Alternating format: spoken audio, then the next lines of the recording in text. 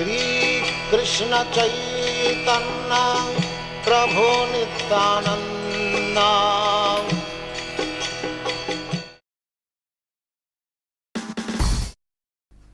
Hare Krishna, welcome to our Bhagavad-gita session. Our channel is Bhagavad-gita, here it is, and our book is Bhagavad-gita as it is, translation and commentary by His Divine Grace A.C. Bhaktivedanta Swami Prabhupada, and my name is Labanga Latika. We are in the 4th chapter, Transcendental Knowledge. We are reading text 34 today, and this is one of those core verses that if that's the way you study, that's one of the verses you can focus a little bit extra on and learn by heart. I will read the Sanskrit. Tadvidhi pranipatena pariprashnena sevaya upadekshanti te jnanang jnaninas tattvadarshinaha. Just try to learn the truth by approaching a spiritual master. Inquire from him submissively and render service unto him. The self-realized souls can impart knowledge unto you because they have seen the truth. So this is very much at the core of Bhagavad Gita's message and knowledge, because there are different,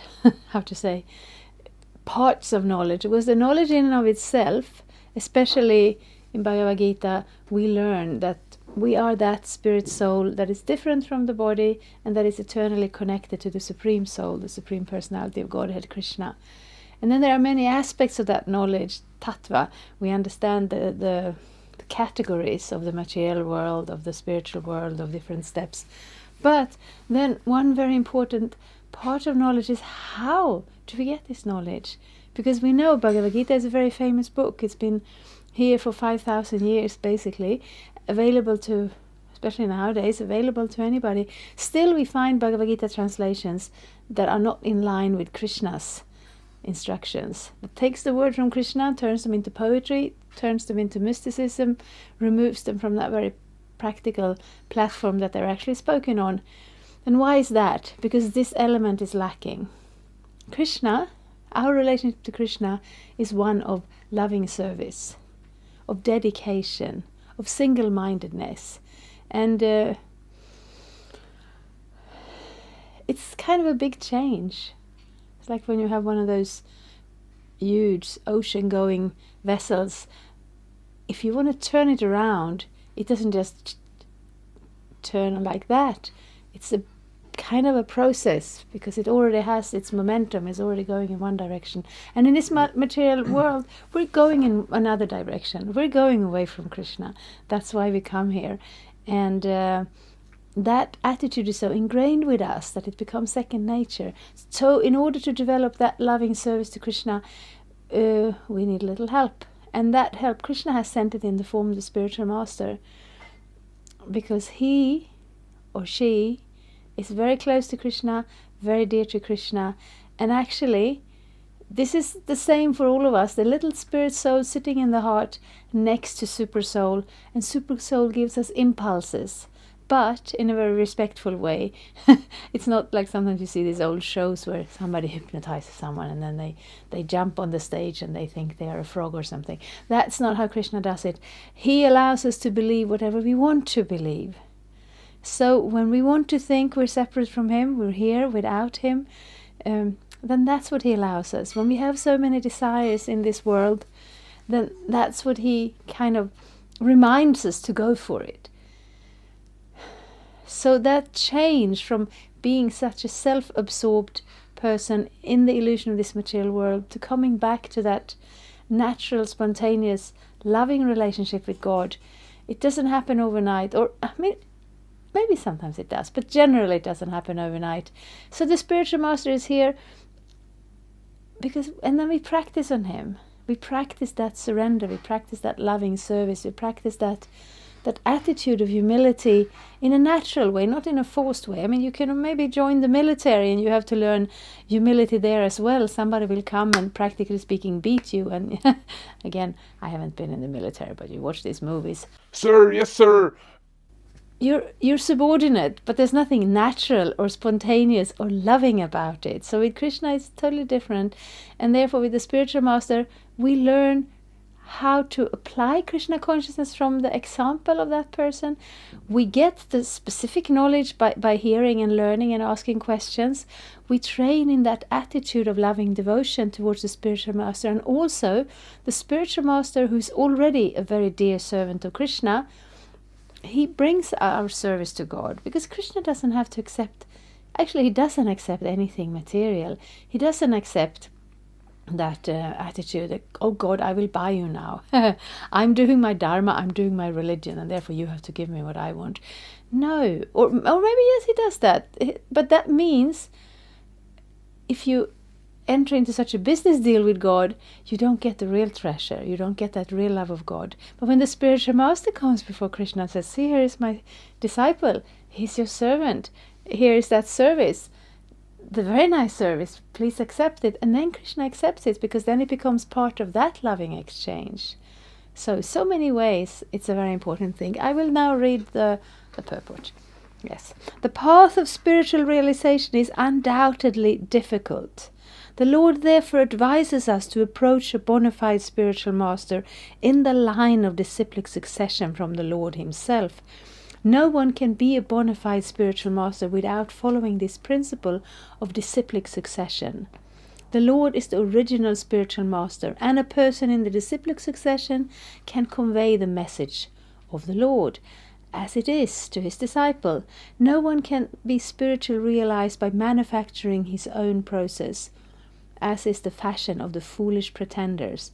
The Bhagavatam 6.3.19 says, Dharmang tu sakshat bhagavat pranitam. The path of religion is directly enunciated by the Lord. Therefore, mental speculation or dry arguments cannot help lead one to the right path.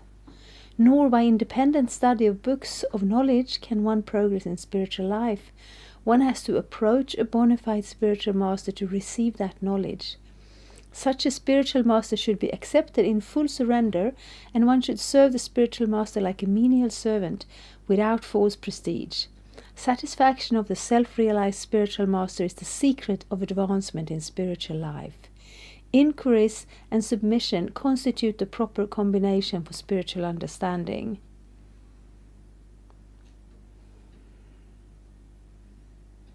Yes, so that's some very important knowledge. It is not that somebody comes to the spiritual master and say, look at me, I'm so qualified, I'm so rich, I'm so famous, I'm so intelligent. You're lucky to have a disciple like me, and now I will give you some of my wealth. No, because approaching the spiritual master is like approaching Krishna. And Krishna is God. He doesn't need our tiny wealths or intelligences or fame, because he has all of it. And the spiritual master is simply representing Krishna. But to be able to come in that humble attitude in front of the spiritual master, that is when our spiritual life actually starts or takes off. Of course, we come before that. We have some idea, we hear get some knowledge, we start some practice. But it is actually a very important and very essential point. And that's also so many things I want to say in this connection, because it's such a deep, profound point of the philosophy and practice of Krishna consciousness that it cannot be emphasized enough. Inquire from him submissively and render service unto him. So that's the relationship. It's like we don't make just like we are not coming there and saying, oh, I'm so great, you are lucky to have me. We also don't go the other way around. Yes, I'm now humble and I know nothing and I am nothing and whatever you say. No, we also want to understand. So when the spiritual master gives some instructions, we have questions. It's like if you give a discourse on Bhagavad-gita and everybody says, yes, there is not that exchange. You are not able to go further. So a sincere disciple in a humble spirit of accepting Krishna and the spiritual master as Krishna's representative also does, as a disciple, you also do your part. You enter into it with your heart, with a great strong desire to understand it fully, to approach Krishna consciousness and to adopt it fully. So that's inquiry. You ask, Bhagavad-gita starts with questions. Srimad Bhagavatam starts with questions. Chaitanya, all these literatures, they are full of discourses between a disciple and a spiritual master, or many disciples, or many spiritual masters. It's very convoluted, because that's what a disciplic succession means. It means it's a chain. It means the spiritual master doesn't wake up one morning and from some vision or dream and decide that I will now give this fantastic knowledge. No, the knowledge comes from Krishna. It's not some imagination. It is Krishna who reaches out to us. And the first, in our disciplic succession, the first disciple is Brahma, the first person in the universe. And he doesn't know what to do. So he looks into his heart in meditation, and Krishna appears in the form of some sound vibration and gives him an instruction. And in turn, he also gives him all the knowledge and intelligence he needs. And in turn, he instructs his disciple, Narada Muni. When we come to the Srimad Bhagavatam, maybe here or maybe you are reading it on your own, you will find that Narada Muni appears everywhere. Wherever something is going on, Narada Muni is there, willing to help and assist and give knowledge and instructions. And then Narada Muni in turn instructs Vyasadeva, who is the compiler of the Vedas, and that disciplic succession is going all the way into our age, unto this time, and our Srila Prabhupada, A.C. Bhaktivedanta Swami Prabhupada, is representing his spiritual master in this disciplic succession. So that's, the check and balance. We don't, on one hand, we don't invent spiritual life, and on the other hand, we don't just grab some old scripture that we can barely understand and try to, with our great intelligence, just follow it. Like I'm hearing that's, I don't know so much about it, but I'm from Sweden, and it used to be before Christianity came here, they used to have local gods. They had different names, there are different stories known about them. They were worshipped. This is a very long time ago. It's part of Sweden's history, but it's not something we really know. And then you find in the modern day, some people become attracted and they think this is our heritage, this is what we should do. But they don't have a teacher. So they are basically inventing it themselves from the idea they have what it's all about. And I don't want to comment much on that because I don't know much about it. But with Krishna, if we just take the book and we hear about Krishna, we're saying, oh yeah, this sounds good, I'm going to do it like this. We need guidance, we need an example, and especially we need the mercy of the spiritual master. All of these things are very important, but they are also very practical. So we hear the knowledge and then we can see, this actually makes a lot of sense. Let me try this. And then the spiritual master, yes, inquiries and submission constitute the proper combination for spiritual understanding.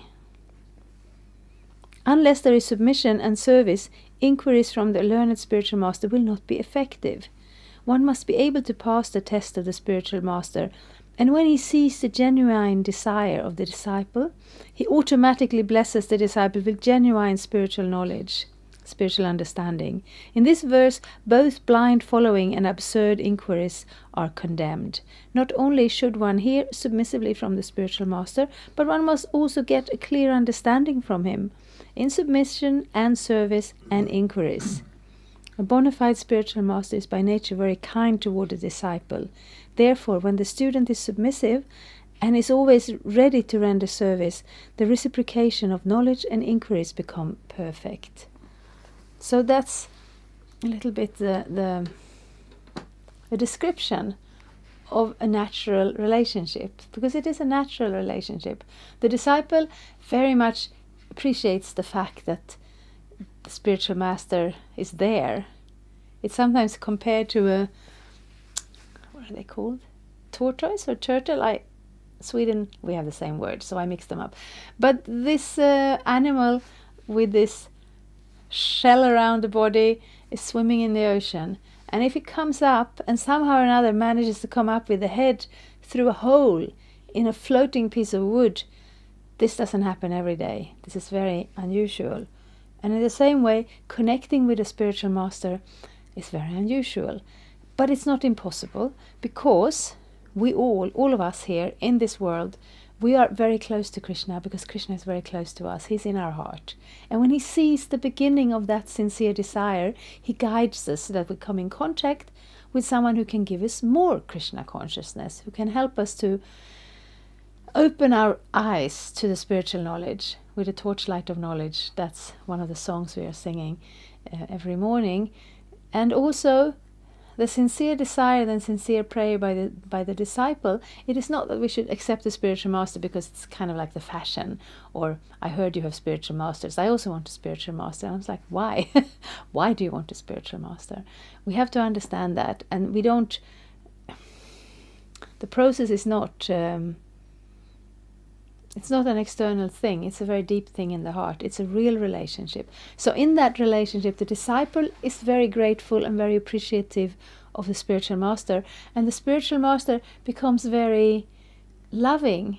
It's just like when you have children and you see that they make some advancement, they learn something, they are able to grow into the next stage of maturity, then you feel just full of happiness and full of desire to help and assist them.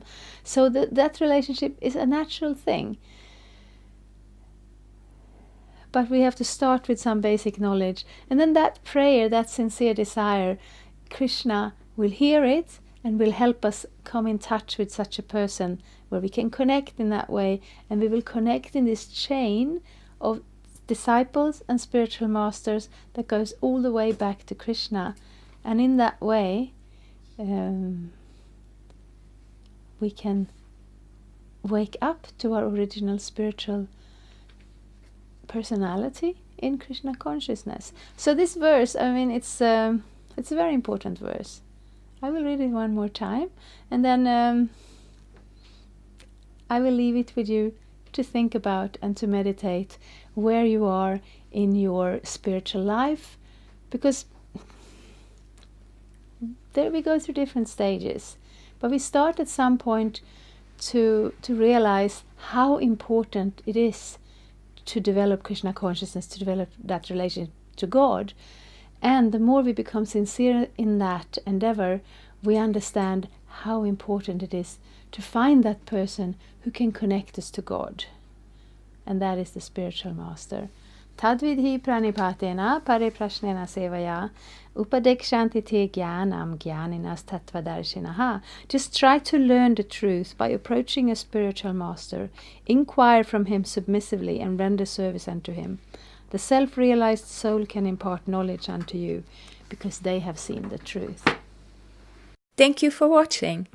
We aim for updates every Tuesday and Friday. Please come back. If you have any questions or comments, please leave them down there.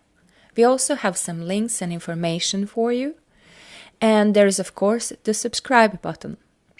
Thank you. Hare Krishna. I'm a Hare Krishna, and I approve this message. Subscribe. Hare Krishna, Krishna Krishna, Hare Hare, Hare Rama, Rama Rama.